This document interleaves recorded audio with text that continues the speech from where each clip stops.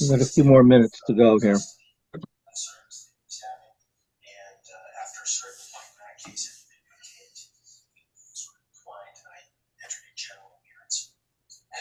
Kurt, I'm Ed Snyder. I'm the W1YSM. I'm the club president. I'd like to welcome you Thank to you. the group. It's nice to meet you, Ed.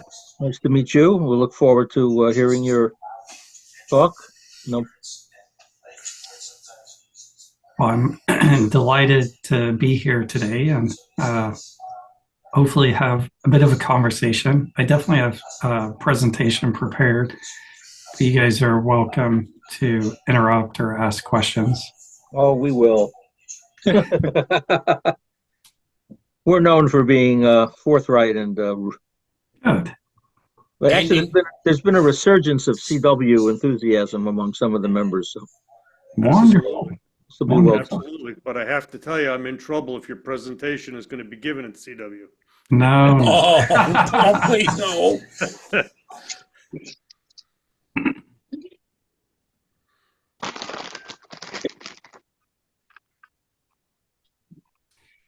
Oh, we have a minute.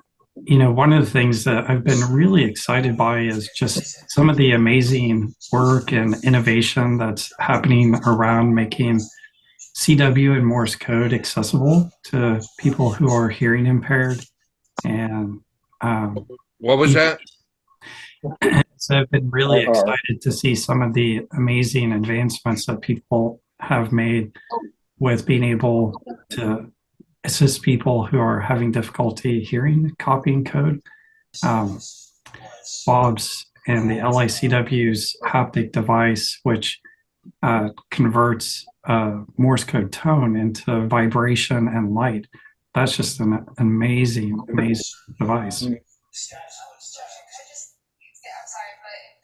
I haven't heard much about that. I'll have to check it out. Yep. Well, you guys are just full of puns today, both of you. Jeez. Oh, that was accidental. I know. Sigmund Freud is smiling somewhere. Yeah. And I think Rick's comment also was intended to be humorous, but It was. you don't know him well enough to know that he was. I do, though.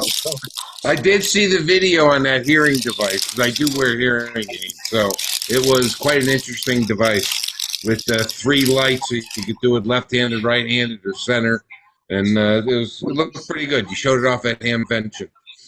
Yes. You guys might not actually be aware, but Bob was one of the first people that I reached out to. And the reason why a lot of my Morse code practice content has closed captioning, that's precisely timed, is really to assist people who are using that haptic device to allow them to learn Morse code, even if they're just starting from scratch and maybe even if they're deaf. So that's just pretty amazing. All right, so we have Kurt, my name's Rob, and you might be interested to know that we have our youngest CW trainee actually in the Hollywood Squares in front of you, and her name is Elliot. She's sitting there with her mom, Judy. Wonderful, wonderful. Getting them young. Although she's taking a vacation right now, Bob kind of wore her out. We'll get back to it, though. I think there's quite a bit of interest. It just is at a difficult time period when it's at bedtime, like tonight. We'll do it. I feel your pain, Judy.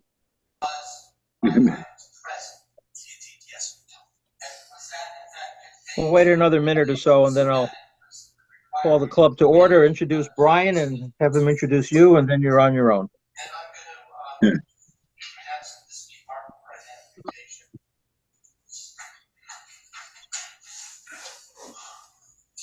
For those of you who may not have heard, the outage of AT&T today apparently was a cyber attack and was not a solar flare or some other. So. I just saw there was a piece in the New York Times all about the hacking, the farming out of hacking in China. Some papers that were leaked. I wonder if that's Do they attribute it to anybody foreign or anybody yet? They just said threat actors is all the term that they used when they came down from the hospital brass, if you will. I Yeah. thought I was going to have to use WinLink for my emails. Good thing we're getting that set up. Yep.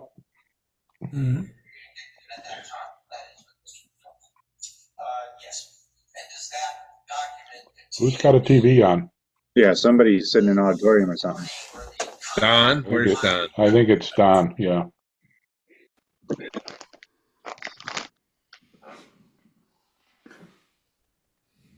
Okay, so it's 23. Why don't we get started?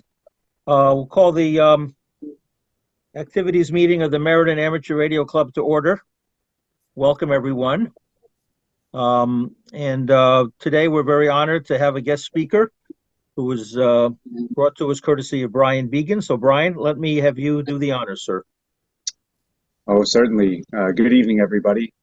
Yeah, I'm very, very excited to welcome Kurt Zoglmann, Alpha Delta Zero Whiskey Echo, or better known as probably the Morse Code Ninja. To any of you who are even marginally interested in CW, you've probably seen his website. If you haven't and you are interested in CW, or even if you're not, I would highly recommend that you check out the content there. I mean, it is just an incredible wealth of. You can go from nothing to, something really, really sharp if you're just following what he's got up there. I don't want to take up too much of his time, and I know he had talked about this being something of a conversation, but let me hand it over to somebody who actually has something interesting to say. So please welcome Kurt. Well, thank you, Brian, for the warm welcome. It's delightful to be here today and to have a relatively small group. If you get too big of a group, it's harder to have more of a conversation. So I'm looking forward to that. And just a tidbit, you guys might actually find it interesting that when I was originally excited to share all that I was learning at the time, I realized that I needed something catchy, something fun, which became the Morse Code Ninja. But the idea behind it wasn't that I would be the Morse Code Ninja, but it would inspire other people to be the Morse Code Ninja. So small tidbit. I will go ahead and share my screen. Again, you're more than welcome to stop me at any point, ask questions. That's completely fine. I'm going to try to give you some general background, some ideas if you're considering learning Morse code, and then tell you a little bit about some of the amazing, innovative content that I've created here more recently. So if you're really just coming at this new, it's helpful to recognize really upfront that there's different ways that we can copy Morse code. A lot of people who start learning to copy learn the characters at, say, 5-10 words a minute. It's common to learn to write out the letters as you hear them. Some people, and I was one of those who opted to keyboard copy, type everything that you hear. The thing is, with both pencil copy and keyboard copy, there is a different kind of dynamic that's occurring inside your mind. And certainly with keyboard copy, and perhaps to a lesser degree with pencil copy, a lot of people will say, I have no idea what's being sent until I read it on the screen or I read it on the paper. And increasingly, I would say in the last decade, it seems that there's been far more interest right up front learning Morse code through head copy. And so that's not writing it down. That's just keeping track of the letters, turning that into words, and then perhaps sentences if you're in a rack chew, or perhaps you're even listening to an audiobook in CW. And part of the reason there's a trend towards head copy. One is I think it's more fun. And once you master it, it's actually easier. And it's certainly the case that as you master head copy, it's much easier to continue to go faster, mostly for enjoyment. And many of you, if you're familiar with the work that I've done, a lot of people end up watching a fairly short YouTube video that I produced that's really around this slide. And part of the reason why I think that it's so many people have watched it is it encapsulates what experienced operators know, but it's hard to put into words. And, you know, initially people who learn Morse code at a slow speed, typically 5 words a minute, you're really counting bits and dots. It's almost unavoidable. And it's a conscious, deliberate kind of mental process that really gets in the way once you get to about 10 to 13 words a minute.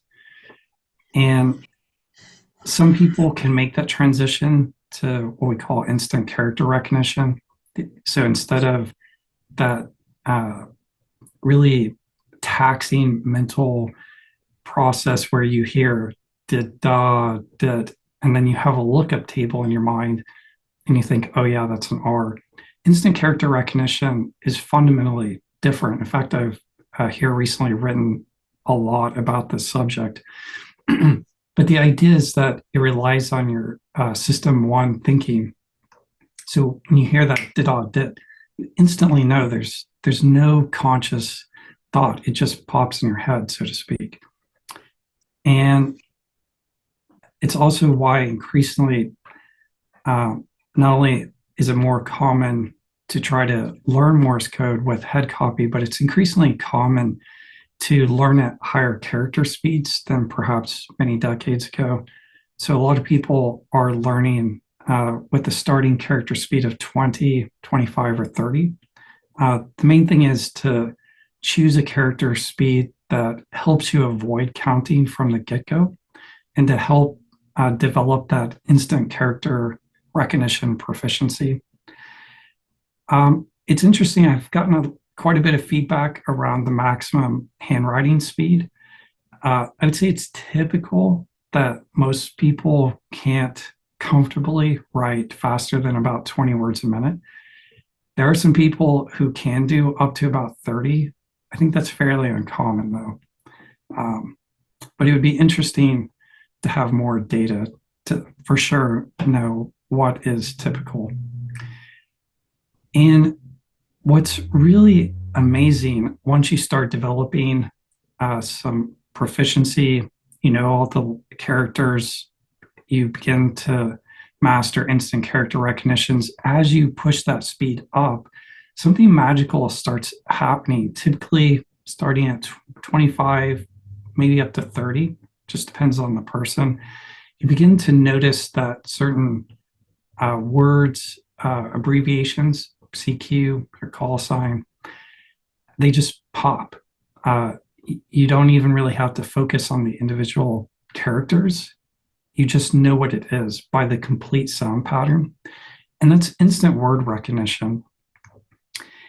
And what's phenomenally surprising, I think, for a lot of beginners is that the difficulty from moving from 20 words a minute up to 30 words a minute is quite a bit more challenging than moving from 30 to 50.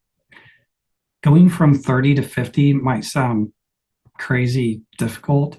There's no real new things that you're learning. But when you're really progressing from 20 to 30, there's actually a lot of things going on. And, you know, I created this slide, well, it's been several years now. And one thing that in talking with others who have a lot of proficiency with Morse code, there's actually a whole host of related instant skills. The most well known is instant character recognition. and instant word recognition, but there's also the ability to instantly recognize common digraphs, trigraphs. These are the most common 2-3 letter combinations in words. And then also instantly recognizing prefixes, suffixes.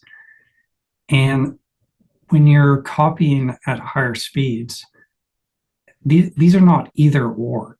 It's not like you're just copying with instant character recognition, or just with instant word recognition, or with instant digraph, trigraph recognition. It's increasingly common as your proficiency increases to be copying with multiple types of copying at the same time.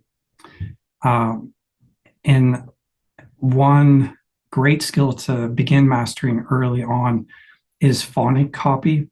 That really helps alleviate your short-term memory, trying to remember longer words. Keep in mind that people's short-term memory can usually only hold between 5 and 7 characters. And phonic copy, if you don't know what I'm talking about, it's the ability, well, think back when you were a young child and you were learning to read for the first time, and think about as you looked at a word and you started sounding out that word as you read it letter by letter.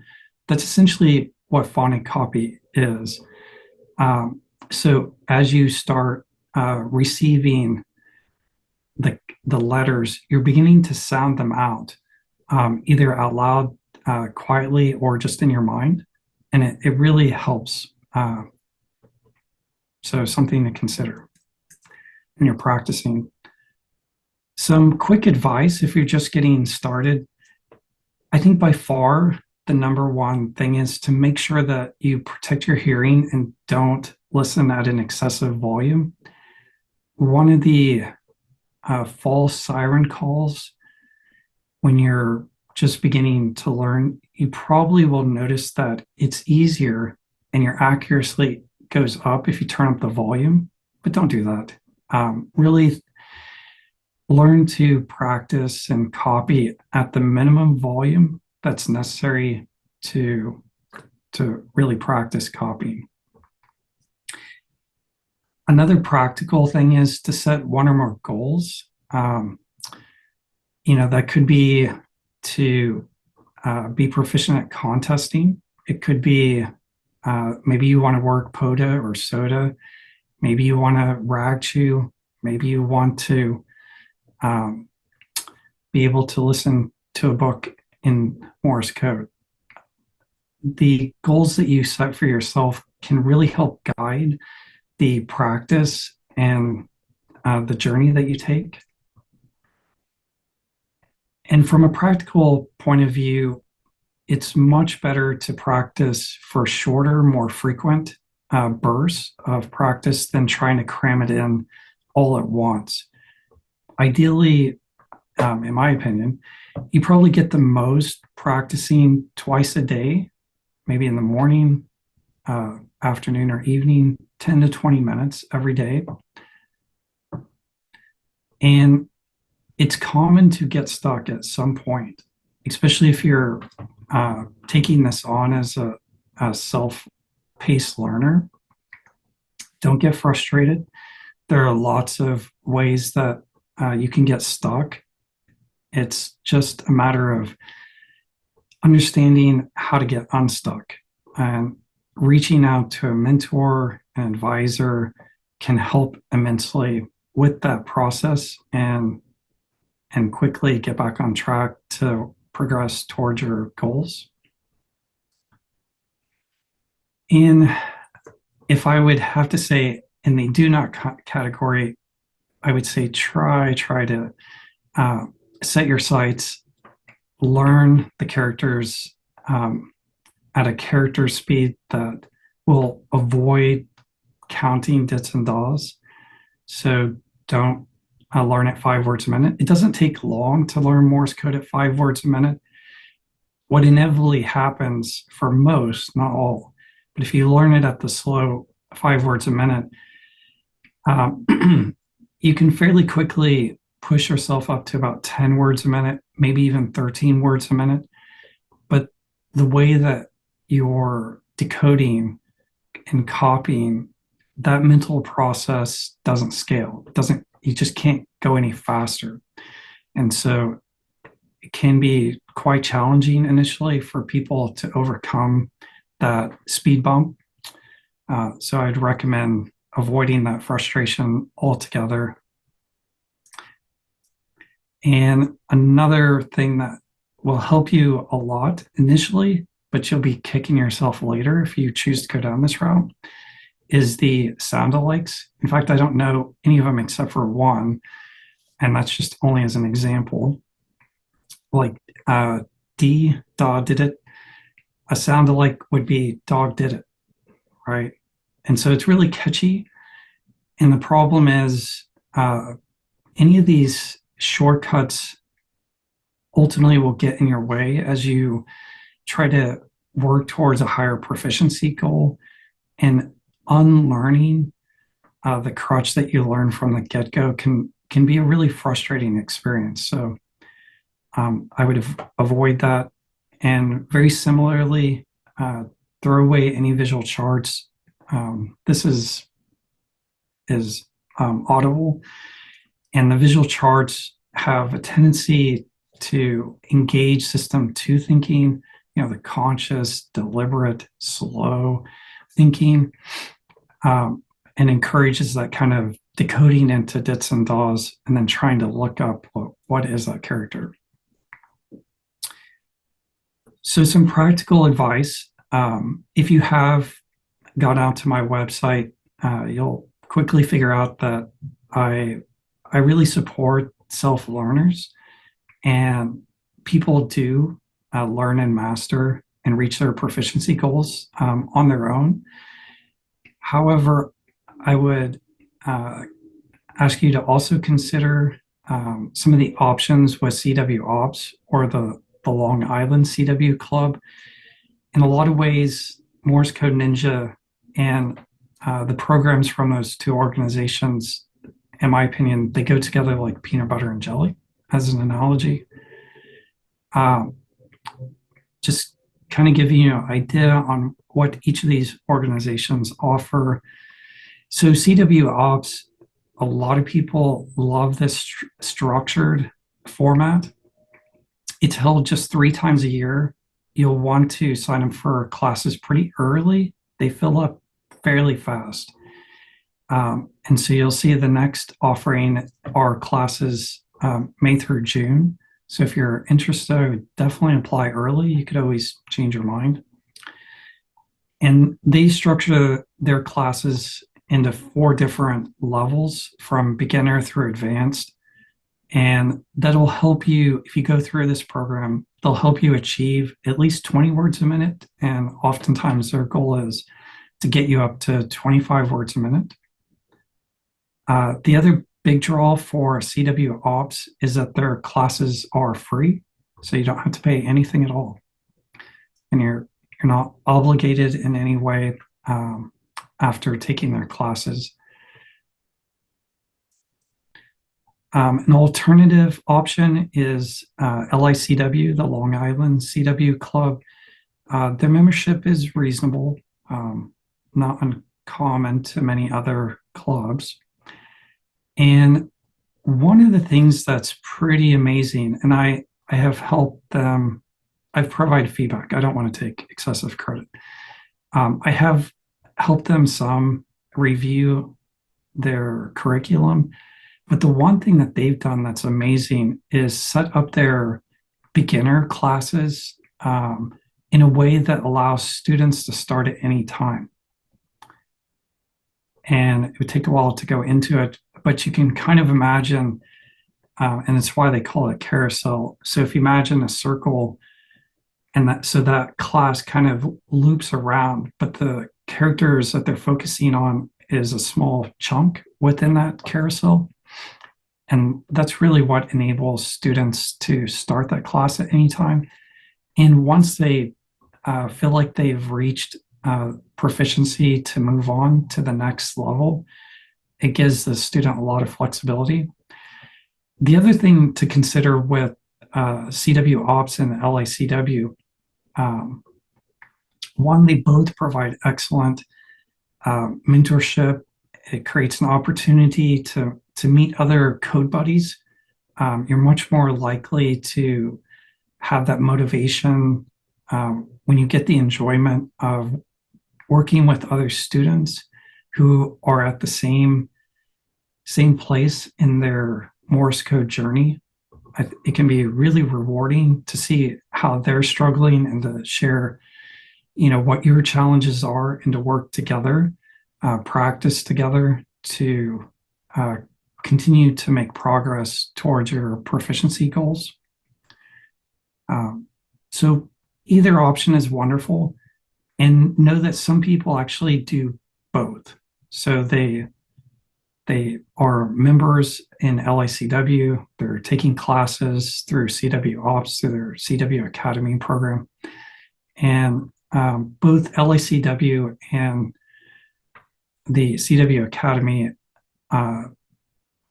they often recommend and incorporate some of the practice sets that I've developed into their curriculum. So one of the reasons why a lot of people are drawn to the Morse Code Ninja resources, it's free. I don't charge anything at all. I'm super, super appreciative for people who do donate. You have to look on my website to find that link. I try to not solicit, so much so that donations exceed expenses. I really strive to keep those within 5 to 10% of each other. The other draw towards the Morse Code Ninja resources is that you can just go at your own pace. And by far, I have the most comprehensive set of courses and practice sets. So no matter where you are in your journey, whether you're just starting out today, or whether you have a ton of experience and you're working to develop QRQ, even beyond 50 words a minute, there are resources for you. The beginner's course, if you are just starting out, is a popular choice. One thing I'll point out is that there are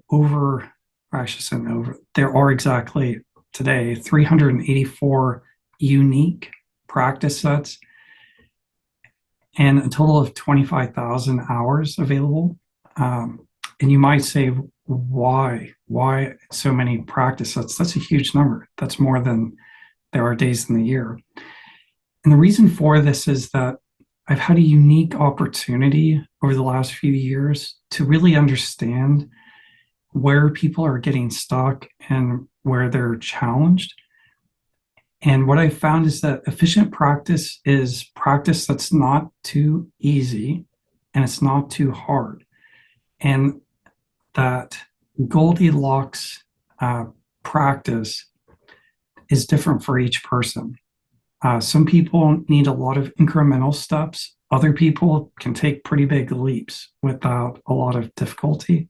So it really depends on the person.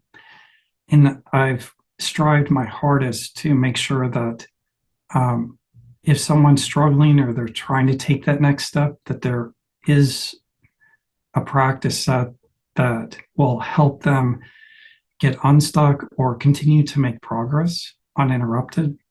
So while it can seem overwhelming, the number of practice sets, you're rewarded by carefully looking through them and seeing what will help you take that next step to working towards your proficiency goals. Okay. One of the other reasons people are drawn to the Morse Code Ninja courses and practice sets is that I offer a pretty wide variety of ways to get access to this content. It's published on YouTube.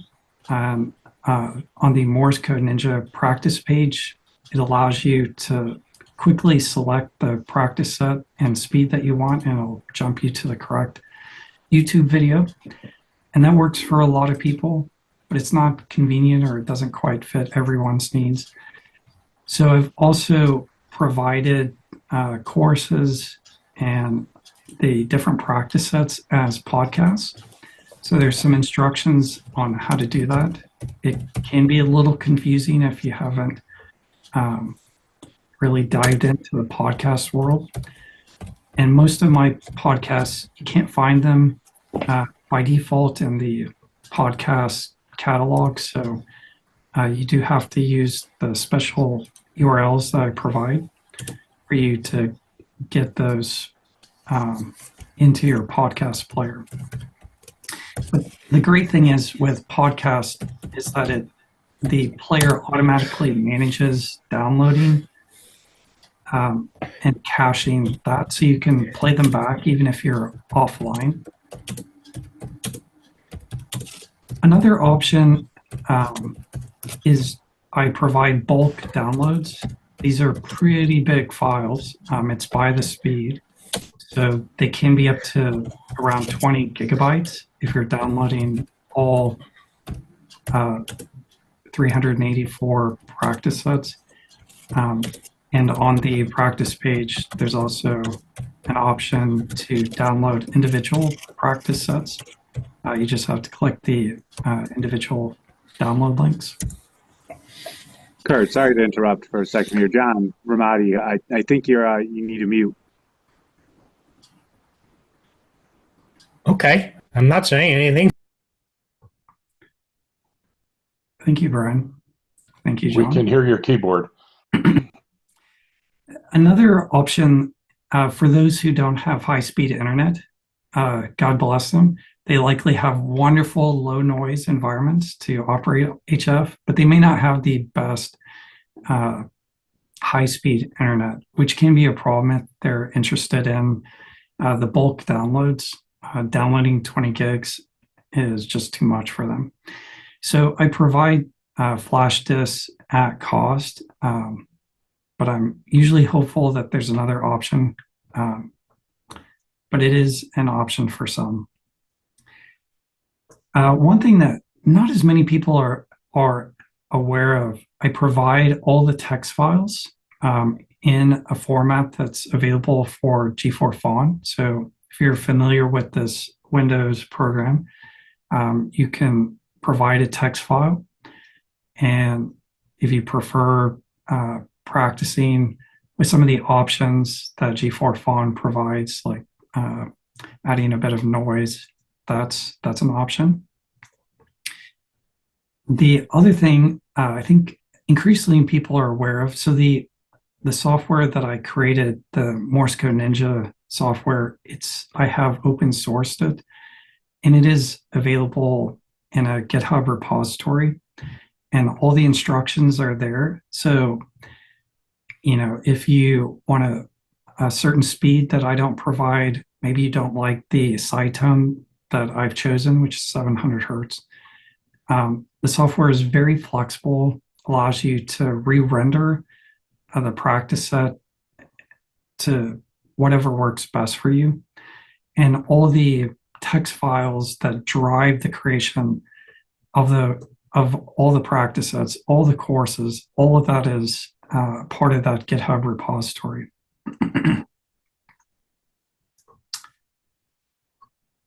If you are not familiar or haven't tried out any of the practice sets that I provide, there's a signature format that's pervasive throughout the vast majority of the practice sets. So whether it's a character, a word, a sentence, you'll hear that first in Morse code, and then immediately you'll hear it spoken, and then repeat it again in Morse code. I have found, and a lot of people have found, that quick feedback, if you're wrong, what was it? It improves and speeds up the learning process. And so there are some exceptions. One of the formats innovative formats that I came up with here a couple of years ago is called speed racing.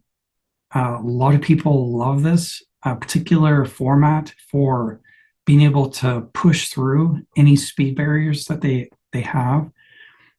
So the format is whatever base speed that you choose. You hear, say, that word at 1.5 times that speed, and then just immediately it backs down to 1.3 times the base speed, then 1.2, and then 1. And then you hear it spoken, and then you hear it repeated again once you know what it is for sure, in the faster 1.5 times the base speed. And I think part of the reason why this is so effective in helping people copy faster, one, it takes away a lot of the anxiety that can and just stress that comes with trying to copy at a speed that's above your comfort zone, or even just beyond what you're capable of recognizing.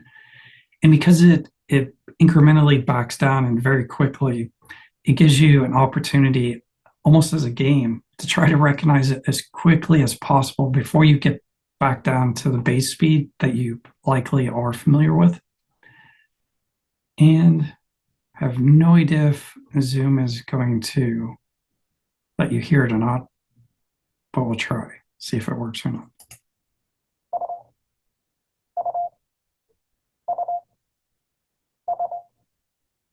F.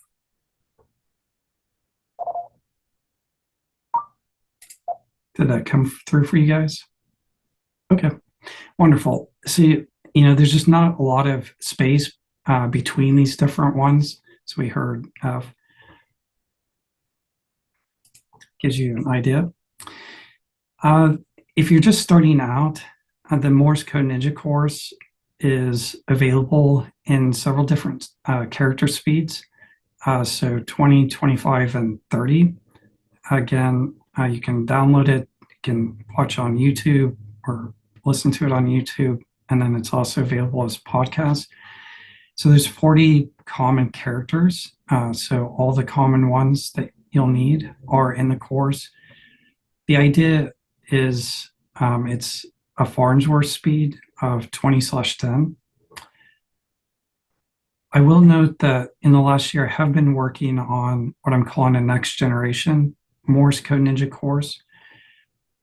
As I kind of alluded to earlier this evening, mastering instant character recognition is the hardest skill to learn. Everything else by far is easier. And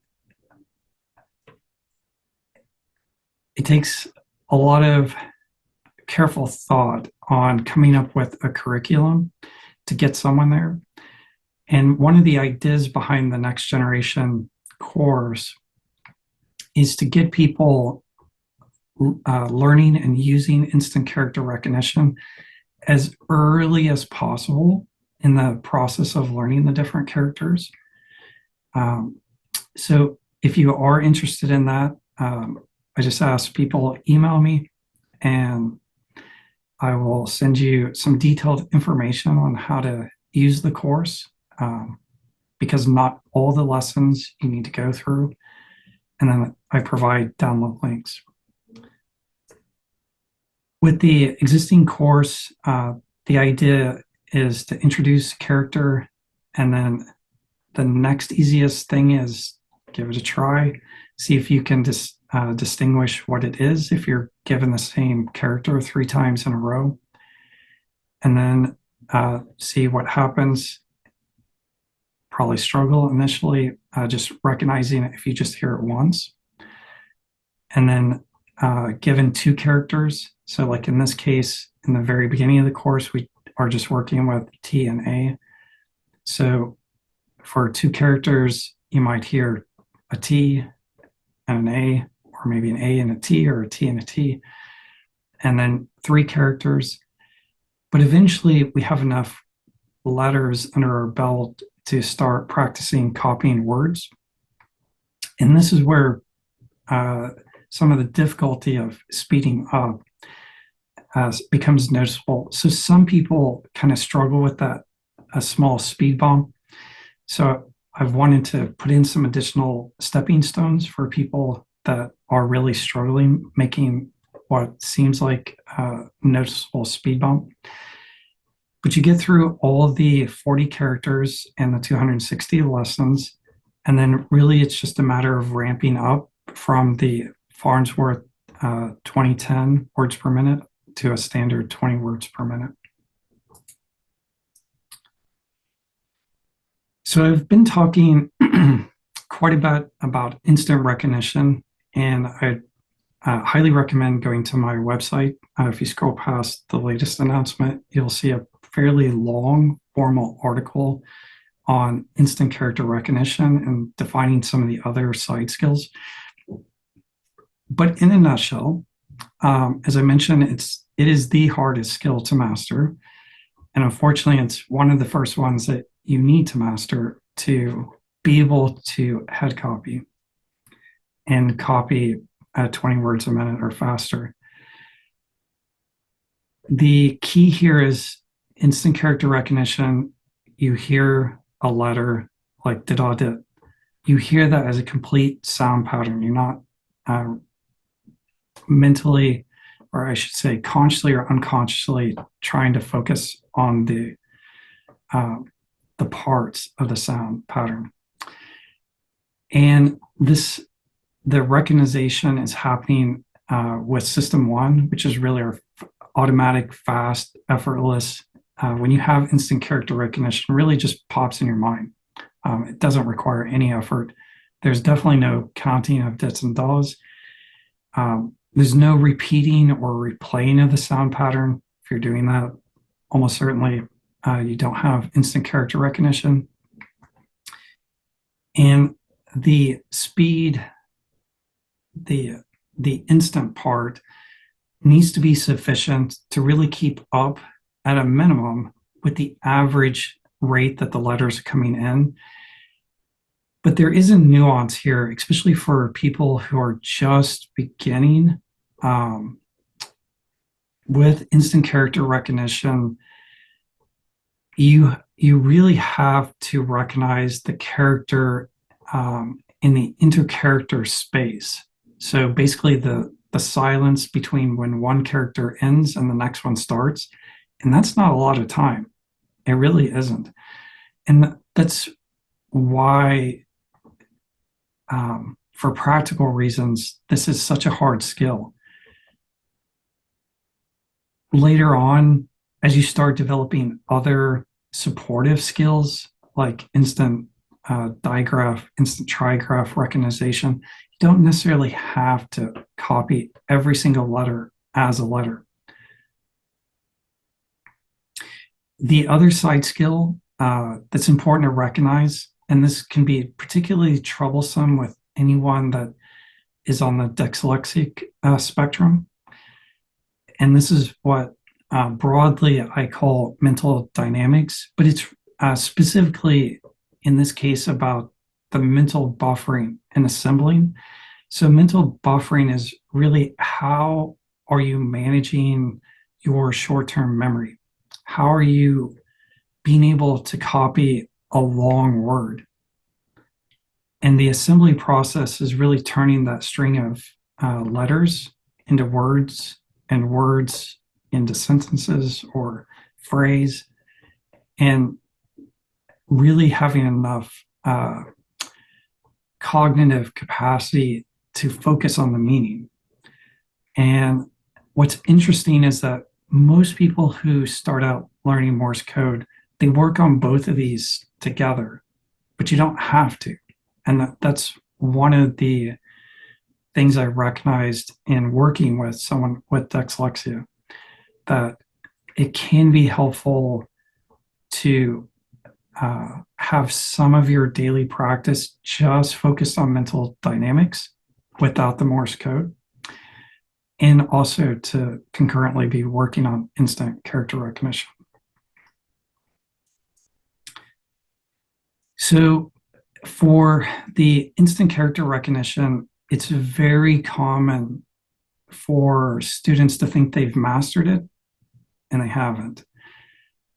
And there's some common questions to help lead you to answer this question. Are you replaying that sound pattern in your head? If the answer is yes, then no, you haven't mastered it.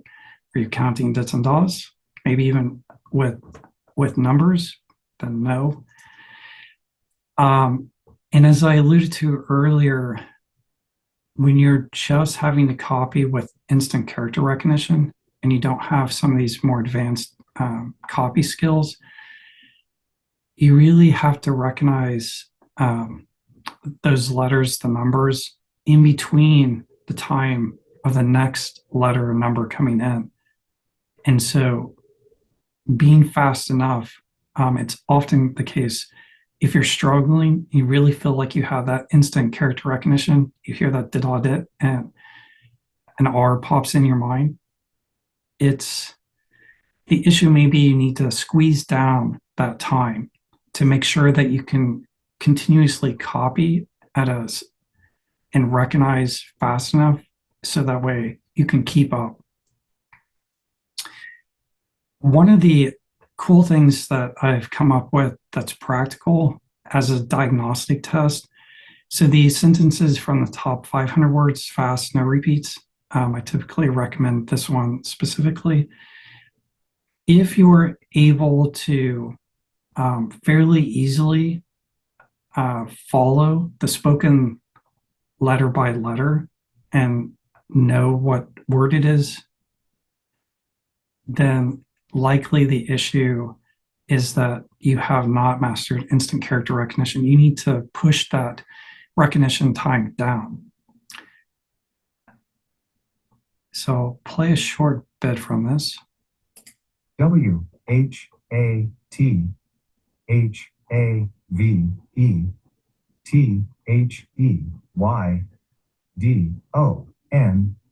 Question mark. How do they know? What have they done? Oops, I got it wrong. So anyway, definitely recommend taking a look at this if you're struggling and you're not sure if you've mastered instant character recognition. Go ahead and play with some of these. This one in particular, I think, is a pretty good test.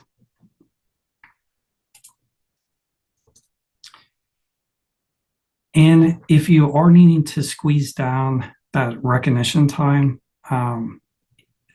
there's quite a few practice sets that you could use. In general, pushing the character speed up will help you master copying at a lower speed with instant character recognition.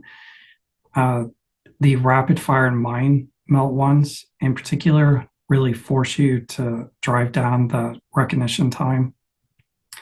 And then trying to copy some of the easier, top 100 words through the top 500 words. All of these are quite helpful. There's another suggestion, which I'll get to here in a minute. So I mentioned, there's an option of practicing mental dynamics while you're trying to master instant character recognition and being able to copy words and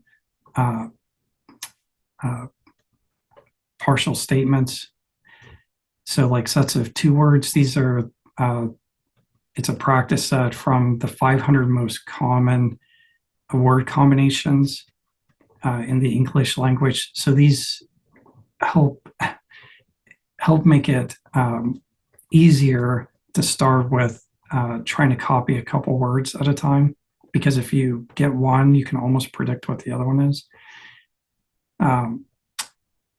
And then if you're just having difficulty with the mental dynamics that short-term, managing your short-term memory, being able to assemble those letters into words, you may want to try just practicing with the letter by letter practice. There's also some fairly innovative stuff that I've released here just in the last few months, and so wanted to highlight a couple of them. One, the Build a Word series, I think is a wonderful approach that makes it. There's a lot of stepping stones to work on copying longer words, up to 12-letter words, and copy in bigger chunks at a time. And so literally for, whatever practice set that you pick, and there's 17 incrementally harder in difficulty, you build up the word. So as an example, for eat, first you hear the E in Morse code, then very quickly it speaks it, so you know what it was if you missed it. And then we hear E and A with standard timing, so they come pretty quick. And then you hear it spoken, and then finally you hear EAT in Morse code, and then it spells it out, which I think is important, and then it tells you what it is. I've gotten some early feedback that this has been really helpful for people struggling with instant character recognition, and the Build a Word series of practice sets are being integrated into the LICW curriculum. The other thing here recently that I've realized, an innovative approach, and it's around contextual priming, fancy way of saying hints. So giving some type of hint before a word or sentence in Morse code. And you might wonder, why do this at all? And the answer is that it mirrors the real world. In the real world, if you think about POTOQSO, there's definitely a format to that. And you're going to be predicting what is coming next. Anticipation is a double-edged sword. So anticipating something, predicting something that hasn't been sent yet can help you when you're right. It'll improve your accuracy. But on the flip side, if what you think is going to come next, the more certain you are what's going to come next, if you're wrong, you're much more likely to miss it. So these practice sets are to get some practice, so you're not just practicing words, sentences in a vacuum. And so I've developed practice sets for words, for sentences, and I've even created a dad jokes. These are clean, appropriate for any age group. So as a quick example for sentences, so in this format, you'll hear the hint spoken. So this example, Bob decides to start a garden in his backyard. And then in Morse code, it sends Bob buys seeds, right? Because that's an activity associated with gardening. And then, of course, just like the standard format, it will give you the answer spoken, and then you'll hear that Bob buys seeds again in Morse code, just in case you missed it, to learn it. I think this is really innovative, and I'm excited to get feedback on this. And then really recently, as in just a few days ago, I've taken that idea and really pushed it as far as I could. And this is helping people practice in an engaging, fun, and be able to focus on the meaning, really, not just copy some random word, but what is the storyline here? And was both very challenging, but I think will ultimately be rewarding, is that I've structured again, thinking about what can beginners really, what's reasonable for a beginner, and trying to break that up into 4 different levels, from beginner, intermediate, advanced, and expert. So I'm looking forward to seeing the feedback from this. And right now it's only available for direct download, more than welcome to find the download link in the article on the front page of the Morse Code Ninja website. And it's a collaboration. So I really need that feedback.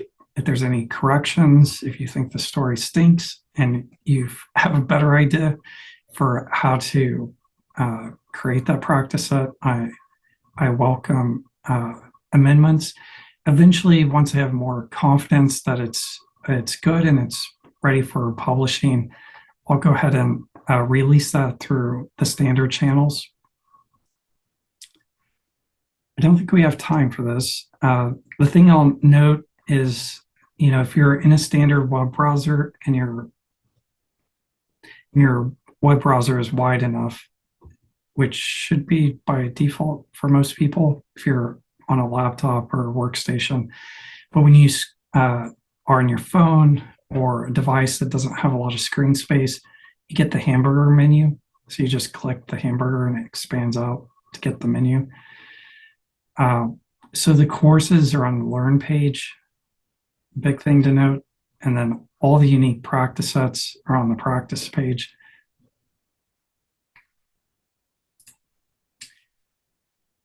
I think I'm going to skip this to give you guys some additional time to ask questions. The big thing I just want to point out, despite all of the self-practice, computer-generated practice content, it really is important to pair your practice by listening on the air at a minimum, and ideally getting on the air, being radioactive with CW as early as you can. I know it's very anxiety-inducing for most people making their first CW QSO, but it's an exhilarating experience, that first QSO. So do yourself a favor. Don't wait until you feel like you can perfectly copy, perfectly send. That's okay. Even if you fail, that's okay. It doesn't matter. I'm going to skip that. One thing I will point out for call sign practice, there's a Windows program called Rough as XP. Very practical to practice with that. I also have call sign practice. I'll leave it at that. So I didn't leave a lot of time for questions, but I will open it up. The presentation, you're more than welcome to capture this. You can either access it here or your phone can take you to this presentation slide deck if you're interested in it. And a lot of the links, I've provided those here to you. There's one thing in the chat. It's just to me.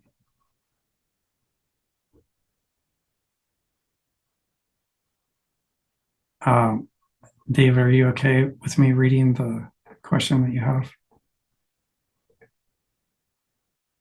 Certainly. Absolutely. Please. Okay. So David asks, in regards to Farnsworth, I always thought it was a good thing to have training wheels. And I thought, and I used it in my self-teaching, but I have seen it said on one of my learning apps that it is a crutch that shouldn't be used. Your thoughts? Yeah, I should clarify when I say crutches. Farnsworth is commonly used. I would say that the majority of people learning Morse code today are learning using Farnsworth. I really think it's fine. There are a couple nuances if I'd be nitpicky. So I would say don't go below probably 10 words a minute as far as the overall speed. And the reason for that is if you have too much dead space, it encourages either replaying what you just heard or trying to break down what you just heard into dits and dahs. And both of those get in the way of mastering instant character recognition.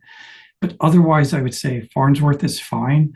just know that there are no shortcuts. You really will have to spend time shrinking that extra word space to get back to standard time.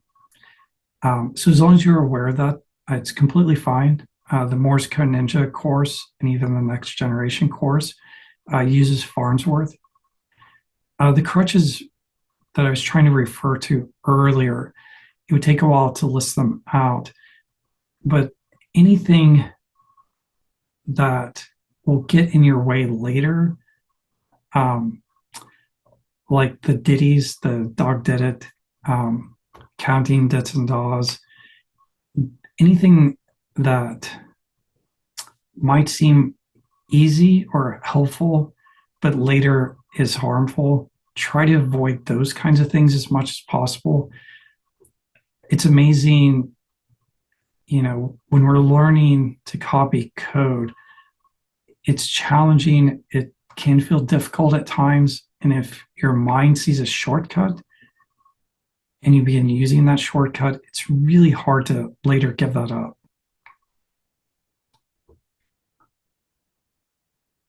Second question from Dale. What is the best tone to use for receiving? Should you tune in so that the tone is 600 hertz or 700 hertz? That is an interesting question. And the answer is it depends. The simplest answer is use the tone that you're most comfortable with. One of the things that many people struggle with is tinnitus. And so some tones actually just work better. They can hear it more clearly than others because of their tinnitus. However, if you're pushing for speed, you will more clearly be able to separate out what's being sent at higher side tones. So it kind of depends, but I would use whatever's most comfortable.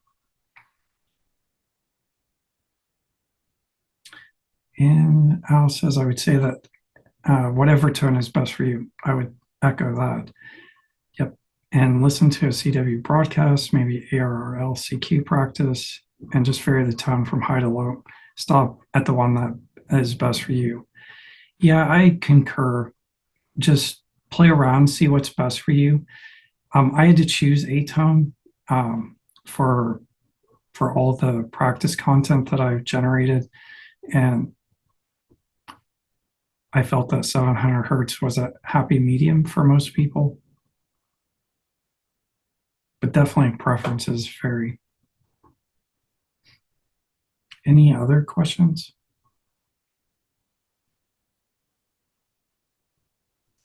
I have one, Kurt.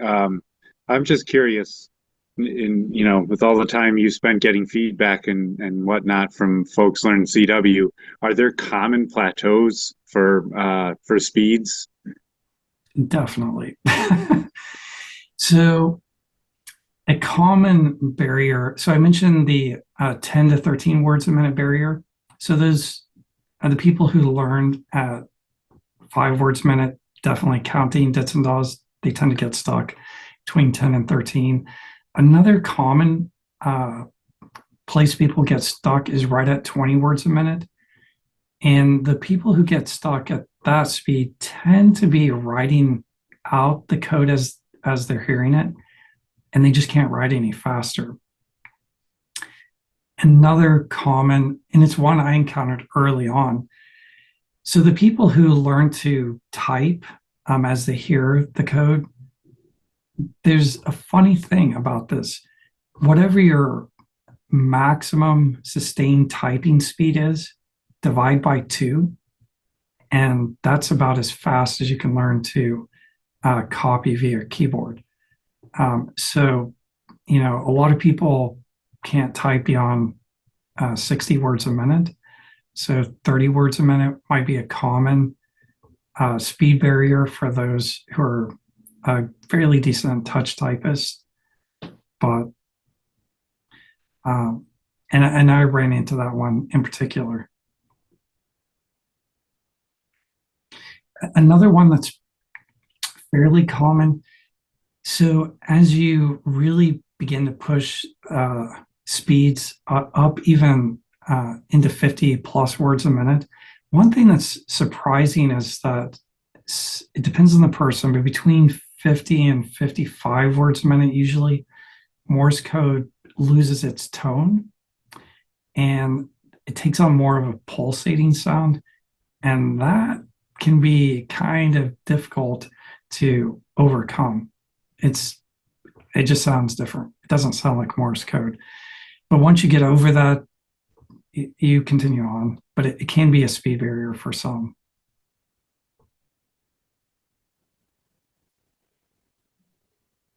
I have a question, if that's possible. Yeah, go for it. Yeah, I just started learning Morse code at age 70. And any thoughts to the older mind not being able to wrap your head around this is maybe as easy as it would have been when I was 17? Yes. So, I've recently been working with someone who's a recently retired neuroscientist, and he's been going through the process of learning Morse code. And the best time really to document your insights is when you're going through the learning process. And I've had the joy and pleasure of reading some extensive thoughts on this subject. I'm pushing him, encouraging him to publish his monograph. It's delightful to read. One of the things that he talks about is how you're right. As you get older, the brain changes. Your brain begins to rely increasingly on crystallized intelligence, and your fluid intelligence kind of goes down. And so it does make it harder, but there are other things that increase your chances of success in your proficiency. So like, for instance, having the patience and the diligence to be able to practice consistently every day, actually that makes a huge difference. Whereas a young person, they're more impulsive. They have a lot of competing distractions in their life. So it's not that it's impossible. It may be a little harder. And I think in practice, there can be more stepping stones to reach whatever proficiency goals that you want to achieve. And if you ever do run into a particular roadblock, I'm always open to learn more about what someone is struggling with, and if there's some specialized practice content that I can create to help that person get unstuck. The other thing is, I would say that we really live in the golden age of Morse code. This is one of the most exciting times, I think, to be learning Morse code. And part of the reason is that there's just so many resources that would otherwise have not been available to all of us. And, oh yeah. So I lost my train of thought.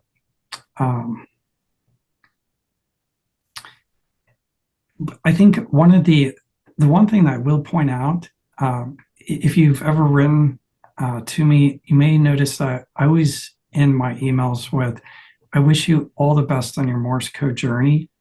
And part of the reason behind this thought, one, I truthfully mean it, but the deeper meaning is that if we enjoy the learning process and not just focused on achieving the goal or goals that you have in your mind, you're actually much more likely to reach those goals. If you're having fun and you really enjoy the process of learning Morse code. And I'll say there's a funny thing, unexpected thing that a lot of people will find. It might not be uncommon. Someone will set a goal. I want to be able to make QSOs at 20 words a minute, or maybe 25 words a minute. What a lot of people find is that their enjoyment with Morse code CW is proportional to their proficiency. So the more proficient they get, the more fun it is. And so it tends to be a positive feedback loop. So you might start out saying, oh, I just want to make casual 20 words a minute QSOs. Several years later, you're just for fun, for no other reason, just pushing the speed because you're like, hey, this is really fun. Wow, I didn't think this was even possible for me to do this. I have some comments. I'm turned 87, 86 yesterday, and I've been licensed since 1956. When I went for a license, I had to go to New York in front of an examiner, and that was no problem. We get it 13. And then I let time go by, and they came out with a feature that said you could get a 2-letter call if you were an extra. So I figured I'd go for my extra. And the first thing I found is I couldn't write fast enough. I was already copying 25 in my head. Yep. I had to slow down.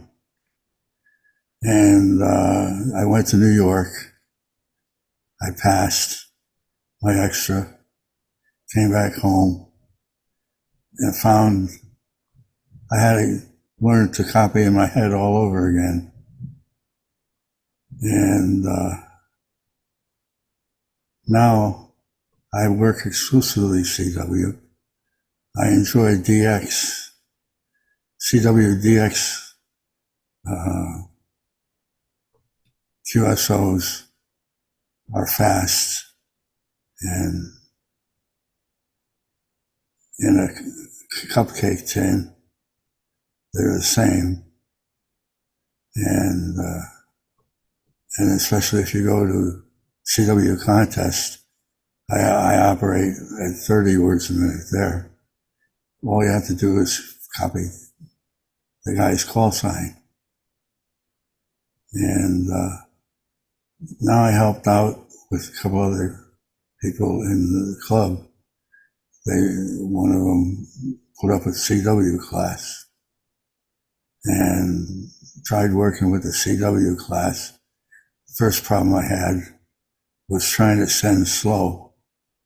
And I have Parkinson's disease. I get hung up, and it messed me up copying fast again. Oh, no. Now I'm basically copying fast in my head. If you, I have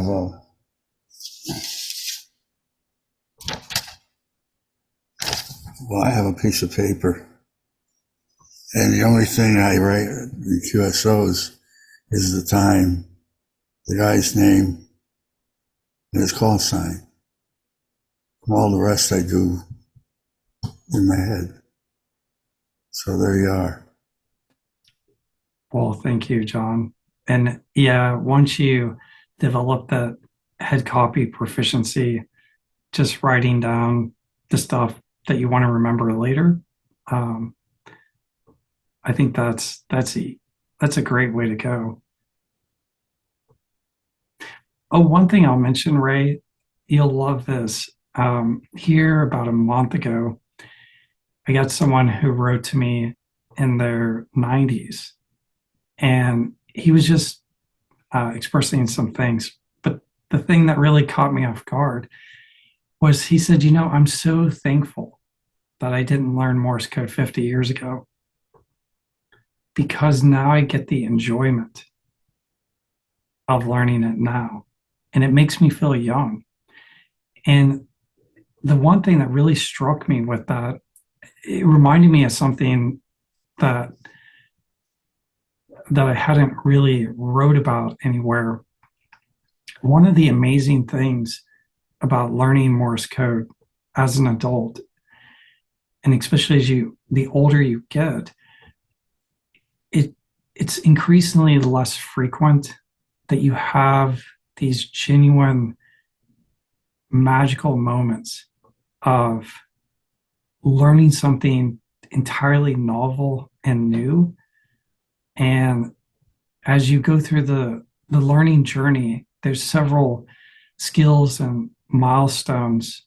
And when you achieve them, it's such a sense of joy. It has nothing to do with what anyone else thinks. It's magical and fun. Very well said, Kurt. I just want to echo the sentiment and just share a couple of things. I was lucky enough to be one of those people that John W1DQ slowed down for a little bit to help teach, along with Bob WB1GYZ. And I got into the Morse code sort of by accident. Another club member, I wasn't going to be able to do the class, and he dragged me back into it, Bart and 1BRL, and I'm glad he did. And that was my experience exactly, was that I was learning something completely novel. And as you get older, that is so true. There are fewer and fewer times where you have the opportunity to do that. But also, I look back on the time that we did this class together as the most fun I had in amateur radio so far. And it was because I shared that with maybe a group of 10 to 12 people. And some of those people aren't with us anymore. It was really special, and I'm glad that the club is still doing it, and I hope more people, take Bob up on his offer. And my life's gotten a little busier, and I'd like to jump in when I can. And all throughout that process, like you said, we live in the golden age of CW. I would supplement what I was learning with them with content from your webpage. And in fact, when I drive to and from work, I tend to listen to, I'm trying to, I asked about plateaus because I feel like I'm at one, but, I'm still moving along. And really, I don't know if anybody else has any other questions, but I can't thank you enough for doing this. This is excellent. And it's really, I don't know, it sort of hits me because it's sort of the most meaningful thing for me in the hobby, at least thus far, and it's seeming like it's going to stay that way. This was an excellent presentation. Thank you very much, Kurt. Yeah, you're welcome. My pleasure to talk to you guys. Hey, Kurt, this is Eric, KB1JL. One of the advantages we have here is we live within about 10 miles of the ARRL. So wow. For the guys that want to learn code, 147.555 is code practice on your 2-meter rig when you're driving around. John K1LYP does it all the time, and it's a little perk that we have in Connecticut that a lot of people don't. Just wanted to say that. It is an amazing perk. Another little comment or just to add. Go ahead, Mike. Can you comment? Can I make a comment? Yeah, go ahead. Yeah, this is Mike K1LHO. I teach CW with the CW Academy. I'm also going to be teaching classes on Long Island CW. And one of the things that they teach was very helpful to me years ago was a technique called code talk. We use techniques sending dits and das, it. That technique when you're practicing just to get the rhythm of your characters. That is a wonderful technique. Yep. Especially if you're driving around, you can just see signs and then just speak whatever it is that you're seeing, or license plates. Yep. If you guys haven't noticed, one of the things I discovered here recently, in fact, I'm encouraging the 4-States QRP Club. We'll see if they end up offering it, but I'm hoping that they offer the CW Vox as a kit. I think that's just a fun, wonderful tool. The basic idea with this inexpensive device is it allows you to speak Morse code, and it'll key your radio. So think someone, maybe who has Parkinson, or just maybe they're losing some of that fine motor control. Most people can continue to speak well. And it turns out that the way that we speak Morse code tends to be well timed. And so it can be an excellent option, inexpensive option to key a radio. And the parts for it are not very expensive at all. But I think more people would build it and make use of it if it was a kit. It was already prepackaged and there's not that many components to it. But if you're interested, if you look down on the Morse Code Ninja front page, scroll down a bit, you can find the links to build that device. This is John K1LYP. My commentary, and I totally agree with you, if you pick up a bad habit from the very beginning, bad habits die hard, and I'm a perfect example of that. I learned code many, many years ago, and we're not going to say how many, to get my license. And I was out of it for a number of years running a business, and I got back into it. And I had to learn to take it up. You never forget it. It's just I had to get my speed up. And boy, did all the bad habits come back that I had to break. And as Eric said earlier, I'm on the road, and when WNAW is on, I can't write anything down. I've got to concentrate on my driving and the code at the same time. So there's plenty of distractions that you can't, just bring into putting on a set of headphones. But definitely, bad habits die hard. Yes. A lot of people get frustrated trying to unlearn those bad habits. So avoiding them really saves you a lot of grief in the future. I think the hardest one are the people who learn with the ditties, that they just kick themselves. I've gotten so much feedback how they wish they would have never known about that.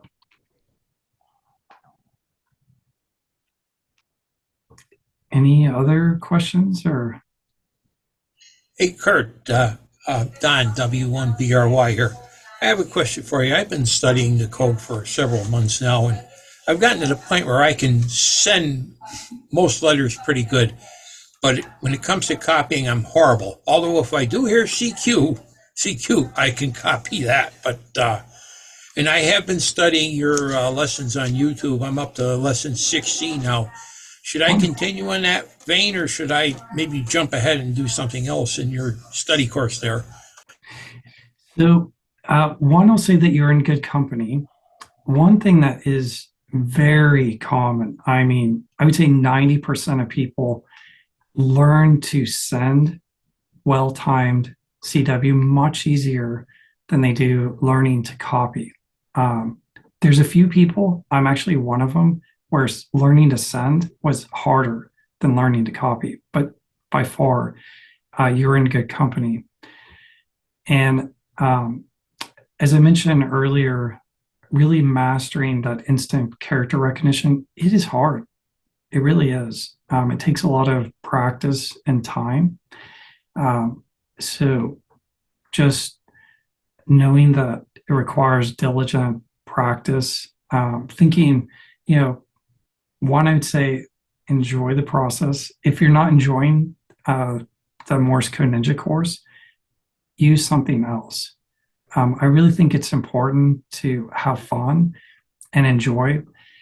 But if it's just a matter of calendar time, there may not be any shortcut to speed up the actual process. So I'd say if you're not having fun with the course that I provide, there are so many resources available. On the Morse Code Ninja website, there's a resources page. I try to list a comprehensive list of all the software. There's specialized hardware, like the Morse Reno 32. Love that device. Love, love, love. And you can learn with that. You can use it to practice with another person. There's just so many options. So many options. Well, thank you very much, Kurt. I'll try those other options. We'll see how it works out. I've only had 2 cues so far, and I had to depend on my reader to figure out what they were saying to me. I'm still rusty at it.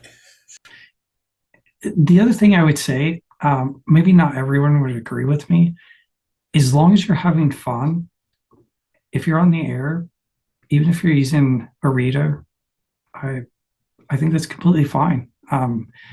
I think it's mostly, are you having fun is what counts the most, in my opinion. It's overcoming that key fright. Yes. And I think people who start with readers, it's almost like a security blanket. So turning it off can be pretty scary. That can be a challenge and a positive milestone once they're able to turn it off. Well, thank you. And good luck. Hey, Kurt, I was in that class with Brian, and I enjoy CW. I am plateaued. I'm kind of stuck around 12 or 13, but I find I have another plateau, another problem. I don't know if it's common or not. Maybe you know if it is or not. And the problem is when numbers are sent. I mean, during the class, Bob or John can send a paragraph from a book. They could send 50 words. I'll get them all perfectly.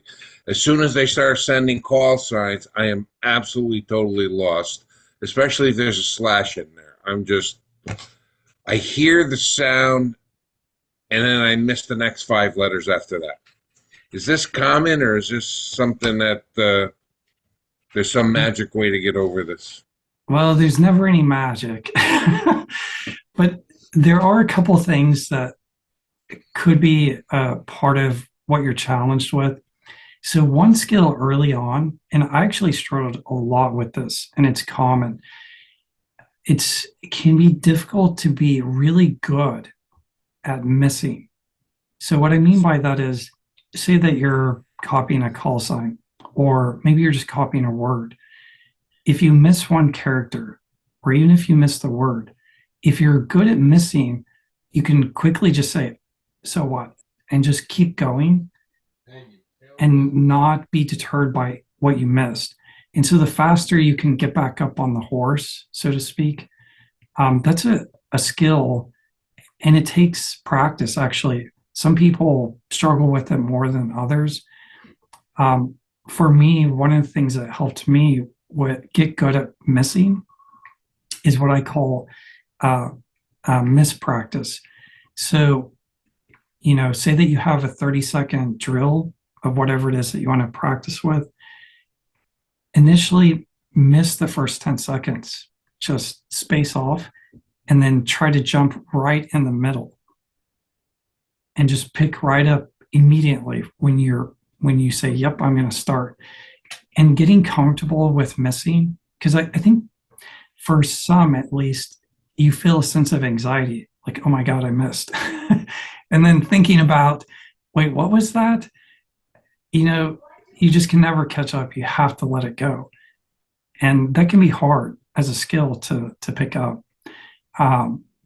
So that might be part of the challenge, skill that you'll have to work on. Another possibility, if you do feel stuck between 10 and 13, that could be a good sign that you have been copying, decoding the dits and das. That's possible. If that is the case, one of the things that works for a lot of people is to learn the characters at a much higher speed. Some people have to push it 25, some even have to go 30 words a minute, just the character speed, to get away from counting. But only you really know whether you're counting or not. But that could be a common thing that you're faced with. Well, I got about half the alphabet I can do instant recognition on. The other half, I'm kind of doing the counting thing. So when certain letters come up, it's not instant. It's like so I'll hear a word, I'll get 3 or 4 letters instantly, and then I got to think. Luckily, if the next word is something I know, I can think and get that one automatically, then just pick right up again. So, but Yes. I got to get the other half of the alphabet down, And so that's I just know it by sound. That's part of the challenge in going faster. Like as a general rule, and it's really hard to tell you exactly what you have to do in your mind, but as a general rule, to go faster, you need to move more and more of the hard work that you're doing to copy to your unconscious mind, or what some would say system one. And it can be hard to facilitate that transition, but the faster you go, more and more of the hard work has to be transferred over, because anything that's you're having to think about consciously, that's going to slow you down from being able to go faster. Bert, there's something I wanted to share with the group. I had to get my code back about 20 years ago, after being off the air for 40, well, maybe not 40. I found a book online written about 75 years ago by a man who taught many of the things that you've taught tonight. It's called The Art and Skill of Radiotelegraphy. I don't know if you're familiar with it. Yes. Absolutely genius. Yes. I have read that book, and I've reread it. The guy certainly had a lot of insight into the process of learning Morse code. One of the things that is not common, and I'll say it's my intuition, I do not know this for a fact.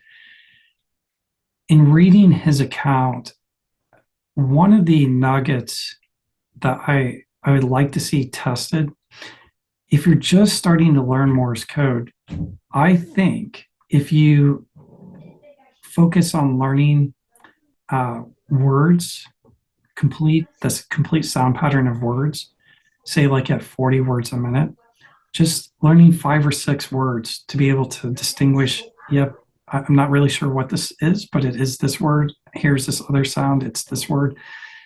Really helps the person's mind just look for sound patterns, because these other levels of proficiency that I talked about, at the end of the day, it's just sound patterns.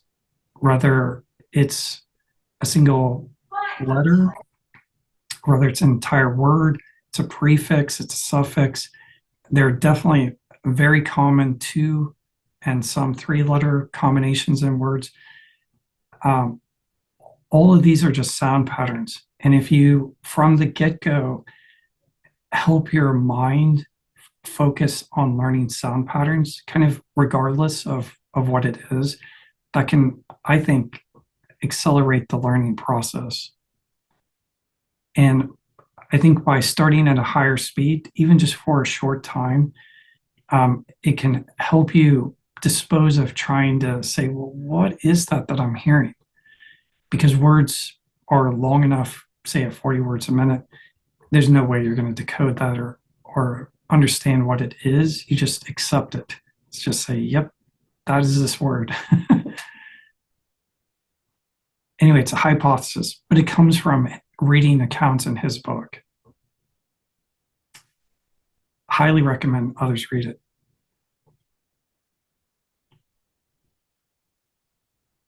If I recall too, he was from Wichita, Kansas, which is I grew up right outside Wichita. Actually, he was a polymath. He was a linguist that knew about 7 or 8 ancient languages, a professor. The guy was a genius, and this was just one of his hobbies. He's just a wonderful writer, very engaging. He's just, brilliant. I would concur, wholly concur, yes.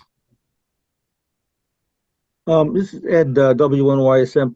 Um, I don't do Morse code. I started to learn letters and then work came along and I had to stop. But what I see here is almost like it's a religion among those of you who are really devotees of this. And those of us who aren't believers sometimes feel like we're outcasts. When this was developed by Morse in the 1800s, did he have the same degree of insight into the nuances that go into all of this, or did he just put a bunch of dots and dashes together and ho hum another day at the office? Let's get faster than a Pony Express. Did this develop after he put all this together? You know, it's funny you bring up the historical perspective. So keep in mind, it was really landline telegraphy, and there was no tone, so to speak, like in wireless Morse code. And early on, it was supposed to be decoded with mechanical devices. And what's interesting is that in a very short period of time, the people who worked in those offices, they were like, I know what's being sent. I understand it. Like I recognize certain words or abbreviations. And there was a lot of resistance, partly because of money, right? Because these machines that they created to draw out the dits and dahs were expensive. But in time, in short order, people realized, hey, you can learn this.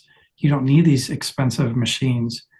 And I think there's been a lot of discovery, especially during World War II, where there's a huge need to educate thousands and thousands of operators. There's a lot of research on how to help young, mostly men, learn Morse code quickly for the war effort. And so there has been quite a bit of research in the early to mid 20th century that is available. And I think there's continued to be some advances in recent times. I've on the website kind of in a formal definition and also tried to elaborate on how what we now call instant character recognition, instant word recognition. Actually, this is an idea that's been developed really over maybe 10, 15 years. And multiple people have contributed to this insight on how do you help someone understand the mental process that's involved in head copying.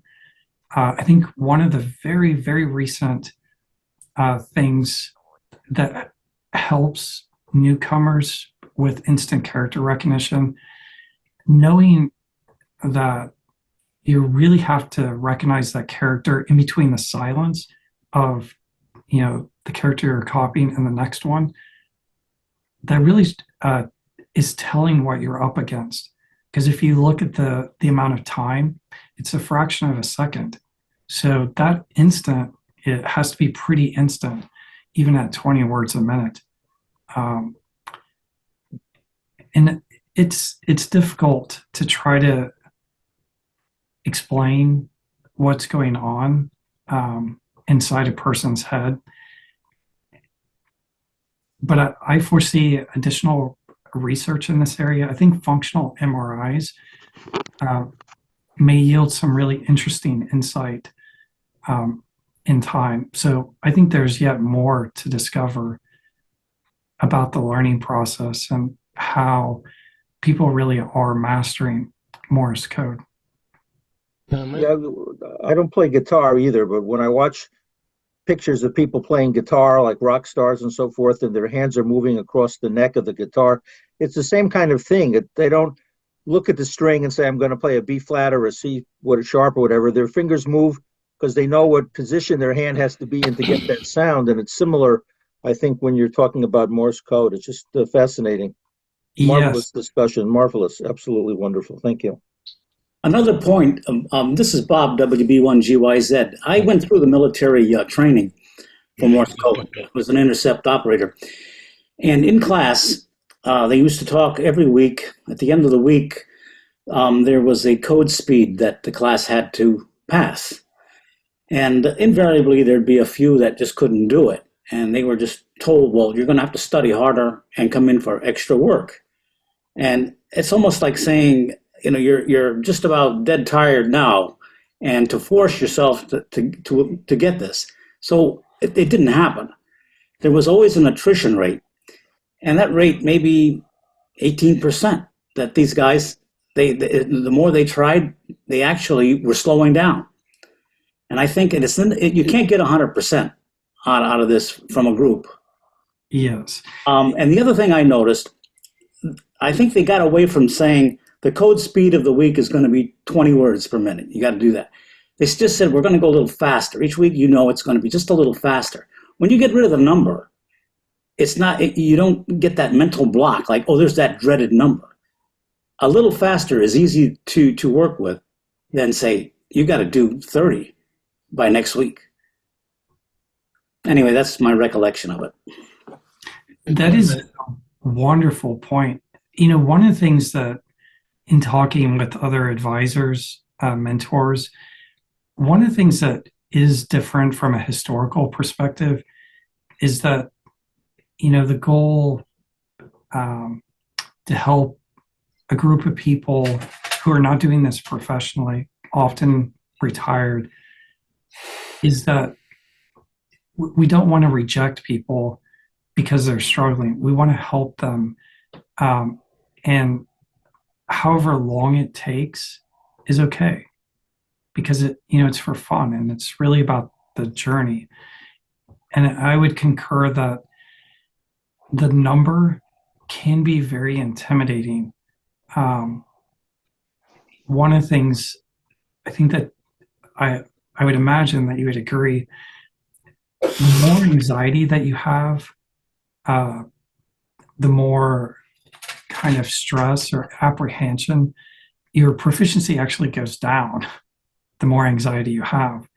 And so, even before starting practice, or maybe having practice with a code buddy, which is pretty low stress, but it can still produce anxiety, is just relaxing and, perhaps even doing a bit of mindfulness, meditation. Can I make a comment? Oh, yeah, go for it. Head copy is predominantly amateur radio. Telegraphy before amateur radio was always third-party traffic. So you had to copy every single letter.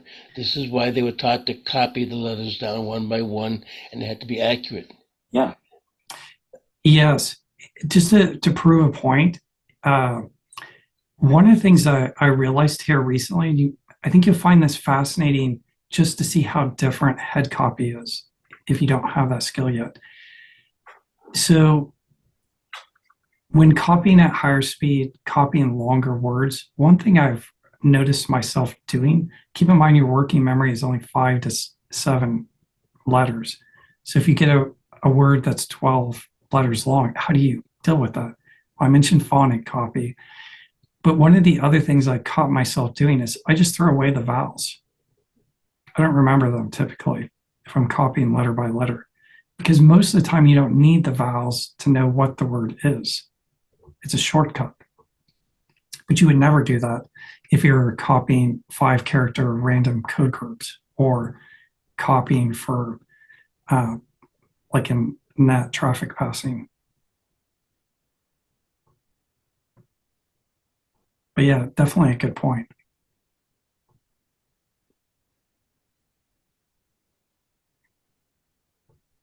Okay, any other comments or thoughts, accolades, rose petals?